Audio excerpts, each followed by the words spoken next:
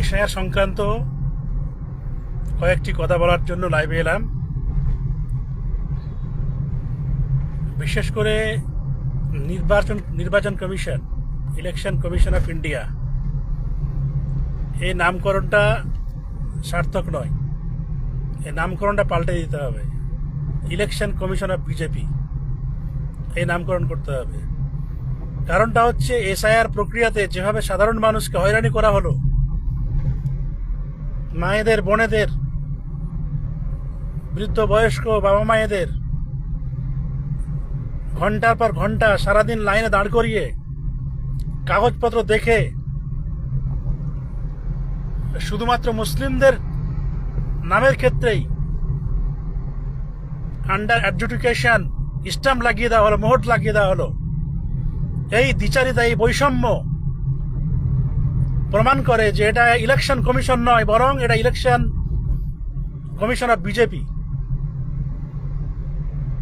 কিছু কিছু অমুসলিমদের নাম আন্ডার অ্যাডজুডিকেশনে আছে, কিছু কিছু বাদ গেছে, কিন্তু 90%-এর বেশি, 99% মুসলিমদের নামের ক্ষেত্রে আন্ডার অ্যাডজুডিকেশন বসানো হয়েছে, বিচারাধীন করা হয়েছে। এতদিন কি করছিল ইয়ারোরা? কি করছিল তারা? ঘাস ছিটছিল বসে বসে ভিডিও অফিসে। কি শুনানি করেছে তারা? একটা পেজে 100 জনের নাম আছে, সবাই অমুসলিম, একজন হয়তো মুসলিম আছে, তার ক্ষেত্রেই আন্ডার অ্যাডজুডিকেশন বসিয়ে দেওয়া হয়েছে। সময় পাওয়া যায়নি, সময়ের অভাব হয়ে গেছিল ওই একজনের ক্ষেত্রে, আর সবার নাম অ্যাপ্রুভ করে দেওয়া হলো, আর একজনের নামটা অ্যাপ্রুভ করার সময় পাওয়া গেল না। এখন এবার জুডিশিয়ারির আওতাধীন চলে গেছে। যখন মুসলিমদেরকে মারা হচ্ছিল বিভিন্ন জায়গায়, বিভিন্ন রাজ্যে, সেটাকে প্রতিরোধ করার জন্য, সেটাকে বন্ধ করার জন্য সর্বাত্মক চেষ্টা করেছিল প্রশাসন। সঠিক পদক্ষেপ গ্রহণ না করার কারণে গাড়ি ভাঙচুর করলো। প্রথম দিন কেউ কিছু করেনি, শুধুমাত্র পদবোধ করেছিল। মুর্শিদাবাদ পুলিশ জেলার এসপি, ডিএম, তাদের সঙ্গে কথা বলে সমাধান হয়ে গিয়েছিল। তার পরের দিন বিহারে একজনকে মারা, আবারও আন্দোলন শুরু করে। আন্দোলনের ফলে 2-1টি গাড়ি ভেঙেছিল মাত্র, তাদেরকে অ্যারেস্ট করা হয়েছে,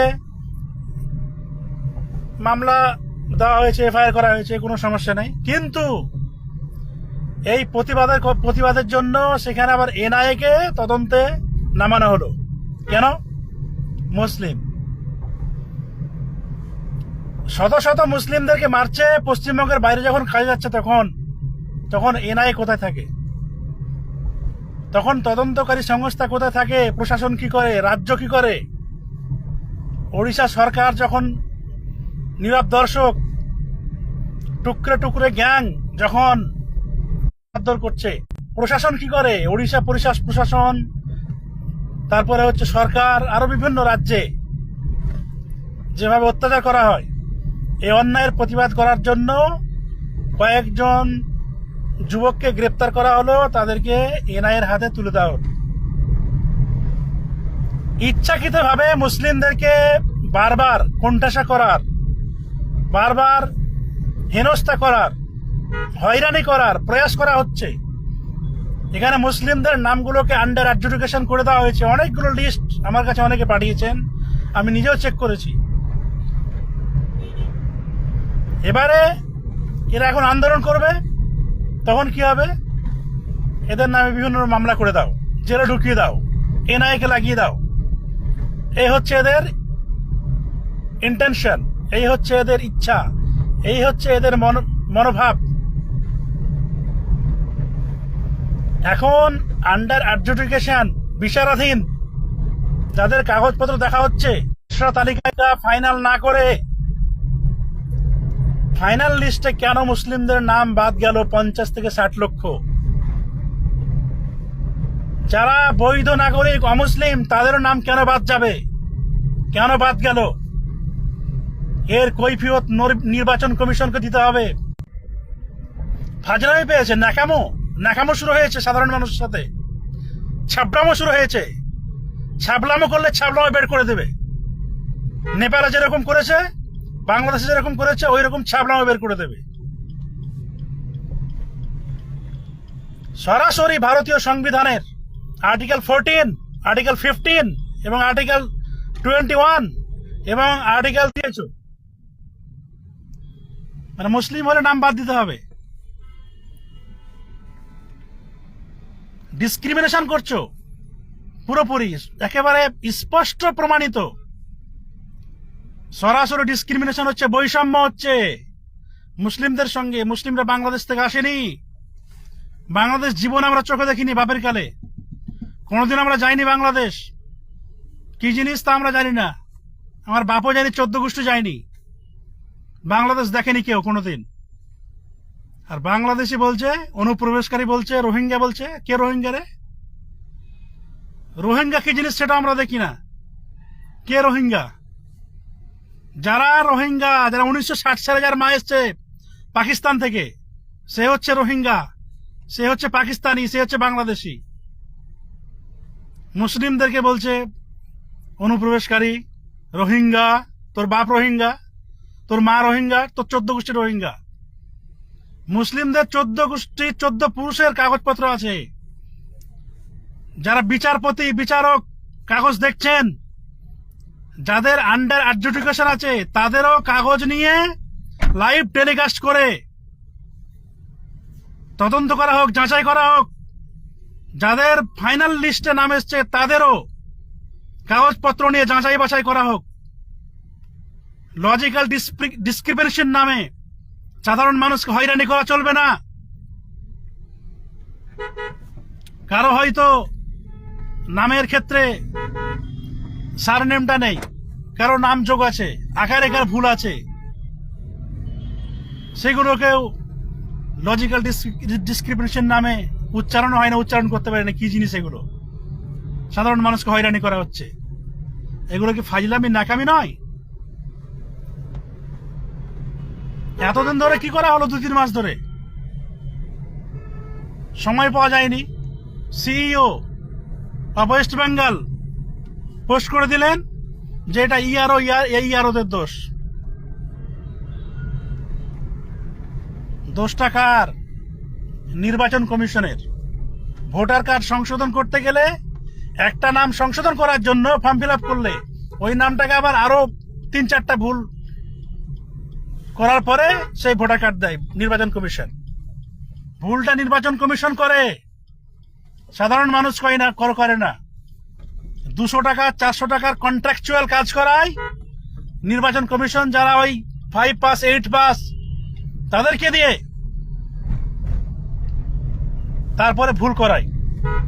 আর সাধারণ মানুষ এবারে ছুটুক কুকুরের মতো নাকি? ফাজলামি হচ্ছে এগুলো, ন্যাকামো বের করে দেবে সাধারণ মানুষ। সাবধান, মানুষের অধিকার আছে, ভোট দেওয়ার অধিকার আছে।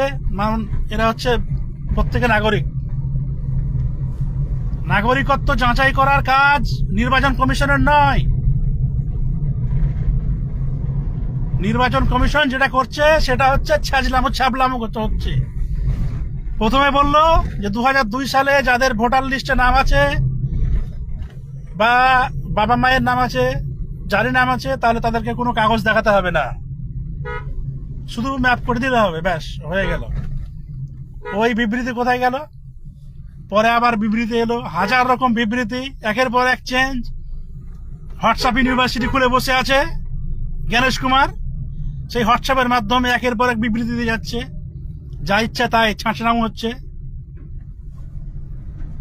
সাধারণ মানুষ খেপে গেলে বুঝতে পারে মজা। আজকে বর্তমান পরিস্থিতিতে মানুষ দিশেহারা। 2000 সালের বন্যাতে প্রচুর মানুষের বাড়িঘর ভেঙে চুরমার হয়ে গিয়েছে। বন্যাতে এত প্রবল বন্যা, সেই বন্যায় মুর্শিদাবাদ, মালদা তথা আরো কয়েকটি জেলা ডুবে গিয়েছিল। তখন কাগজগুলো কি হয়েছে? মানুষের তো বাঁচার সুযোগ ছিল না ঠিকঠাক। তারপরেও সকলের কাছে কাগজ আছে, কাগজ হারিয়ে গেছিল, পুনরায় তারা কাগজ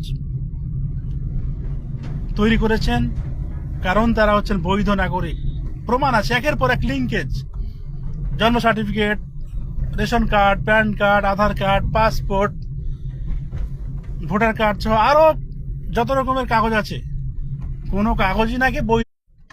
তোমাদের কাগজ কতটা আছে দেখবো আমরা, আমাদের অধিকার আছে কাগজ দেখার। আমরা শুধু কাগজ দেখাবো না, কাগজ আমাদেরকেও দেখাতে হবে। ফাজলামি হচ্ছে নাকি? অনতি বিলম্বে মামলা হবে হাইকোর্ট এবং সুপ্রিম কোর্টে।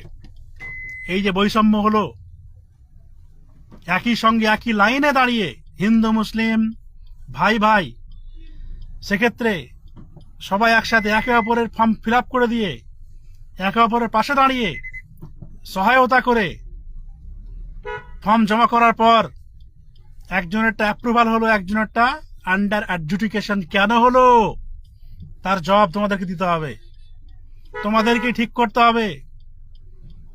বৈধ নাগরিকের যদি নাম বাদ যায়, আমরা আইনজীবীরা ছেড়ে কথা বলবো না, তার আইনি ব্যবস্থা নেব।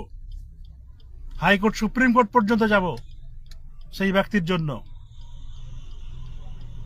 আর যতক্ষণ পর্যন্ত সমাধান না হচ্ছে, ততক্ষণ পর্যন্ত ভোট নেওয়া যাবে না, ভোট করা যাবে না। যতক্ষণ পর্যন্ত সমাধান না হচ্ছে, ততক্ষণ পর্যন্ত ভোট একদমই নেওয়া যাবে না, ভোট হবে না। খসড়া তালিকাটাকেই ফাইনাল হিসাবে প্রকাশ করতে হবে। খসড়া তালিকায় 99% মুসলিমদের নাম আছে।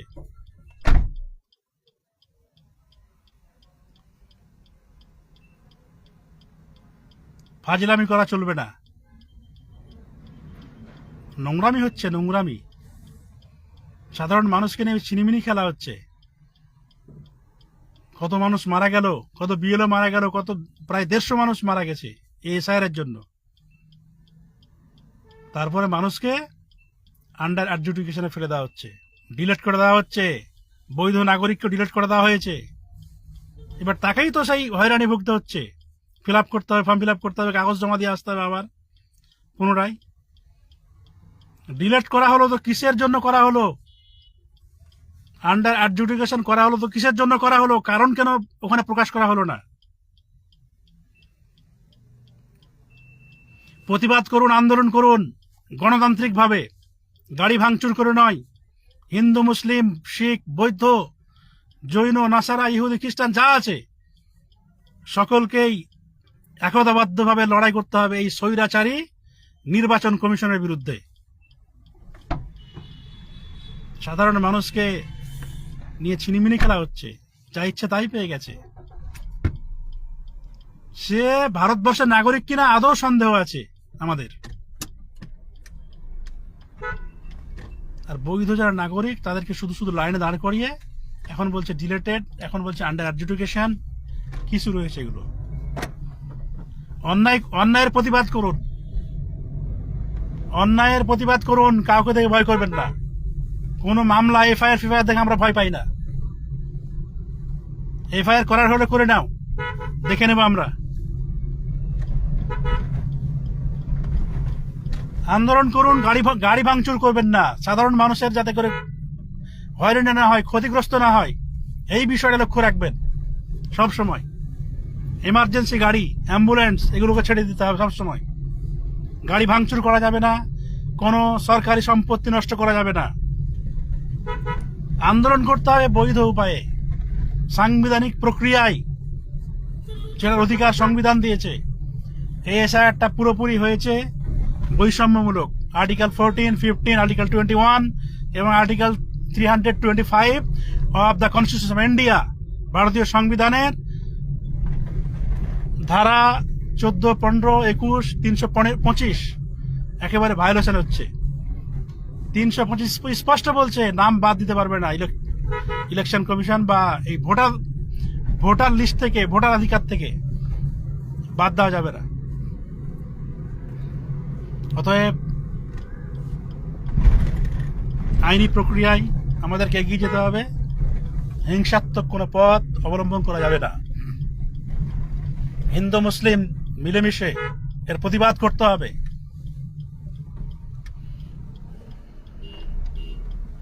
এসি ঘরে বসেও নামগুলোকে কত সুন্দর করে, মানে একটা অ্যাপ মনে হচ্ছে ওটা ফরম্যাট করে দেওয়া হয়েছিল। এআই কে বলে দেওয়া হলো যে তুমি হিন্দু নামগুলো রাখবা, অ্যাপ্রুভ করে দেবা, আর মুসলিমগুলোকে আন্ডার অ্যাডজুডিকেশন করে দাও আর ডিলিট করে দাও, মানে কিছু হিন্দুর নাম ডিলিট করে দাও, ব্যাস এইভাবেই করা হয়েছে আমার মনে হচ্ছে। সুতরাং যতক্ষণ পর্যন্ত এসআইআর সম্পন্ন না হচ্ছে বিচারকদের তত্ত্বাবধানে, যতক্ষণ পর্যন্ত খসড়া তালিকায় ফাইনাল হিসাবে না হচ্ছে, ততক্ষণ পর্যন্ত ভোট করানো যাবে না। ভোট দেওয়া সকলের মৌলিক অধিকার, ফান্ডামেন্টাল রাইট। এই অধিকার কেউ কেড়ে নিতে পারে না। আসসালামু আলাইকুম ওয়া রাহমাতুল্লাহি ওয়া বারাকাতুহু। ভালো থাকবেন, সুস্থ থাকবেন।